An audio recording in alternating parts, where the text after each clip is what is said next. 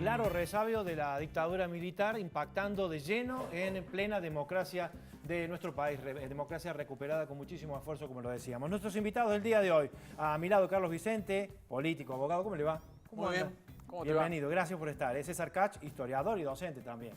César, amigo de la casa, siempre consultado por nosotros. Y Rodrigo López Tais, abogado y docente también. Muchas gracias. Bueno, gracias por estar. La verdad es que estamos siempre revisando estos sucesos para saber qué democracia vivimos, la fortaleza de nuestras instituciones, y la verdad es que siempre decimos qué cerca estuvimos de pasar nuevamente por lo peor, ¿no? Esta síntesis un poco lo refleja. Vamos a ir desglosando paso a paso este suceso de Semana Santa. Y yo creo que Semana Santa fue la primera vez donde hubo una decisión y una movilización popular que frena un golpe de Estado, que frena un levantamiento militar que tenía como objetivo desestabilizar y llegar en algún momento a un golpe de Estado. Y esto creo que es lo novedoso en la política argentina, por lo menos en el siglo XX. Hasta ahí lo que había caracterizado nuestra historia eran la sucesiva inestabilidad, golpes, gobiernos civiles débiles, se caían.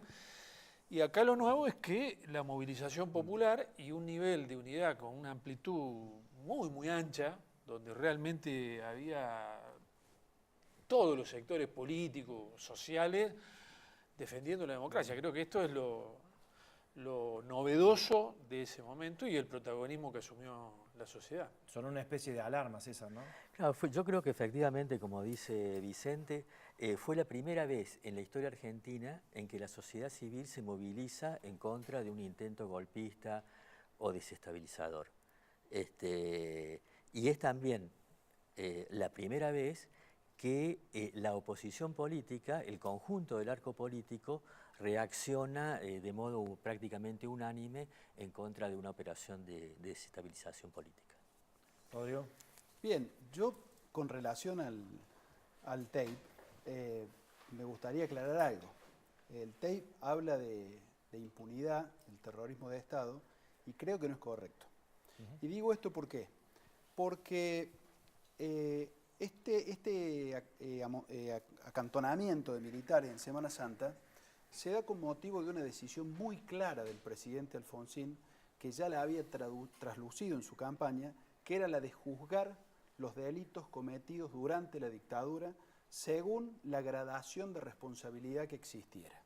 Recordemos entonces que el candidato ítalo-argentino Luder, en su momento, se había inclinado por la autoamnistía que se habían dictado los militares que se iban.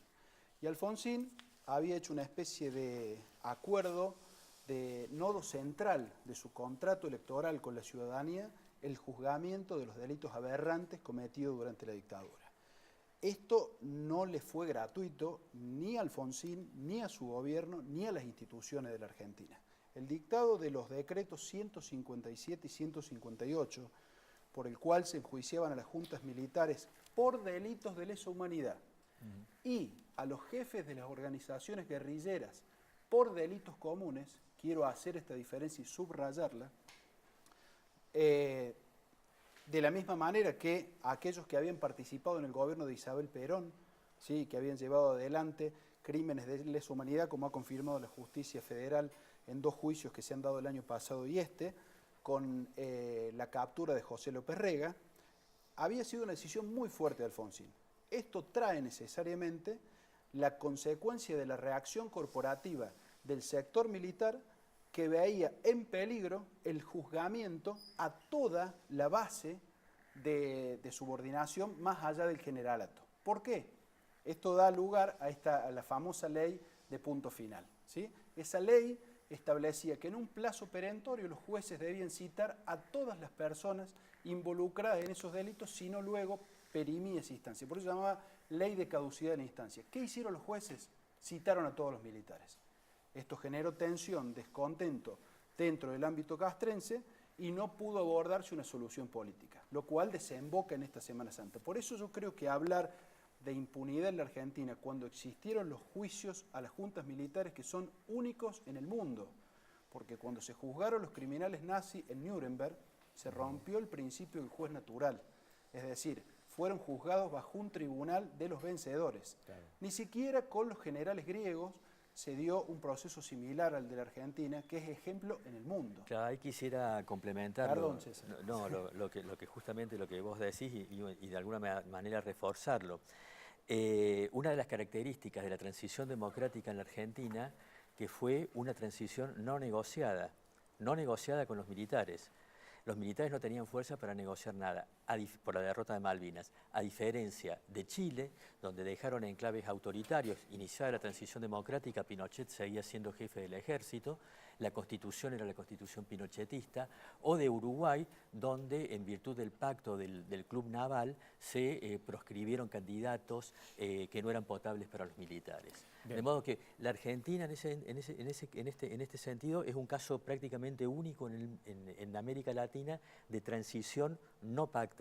Y obviamente la figura de Raúl Alfonsín, el único político que no fue a festejar la asunción del general Mario Menéndez como gobernador de las Malvinas, obviamente jugó un papel central. Hay muchísimo en todo esto. Les pongo una pausa un segundito porque tenemos que ir desarrollando la historia a través de las imágenes también que nos llegan. ¿Por qué votamos? Volvemos un poquito en el tiempo. ¿Por qué votamos en el 83 los argentinos? ¿A qué apostamos en el 83 y cómo va esto desembocando en los sucesos de Semana Santa? A ver.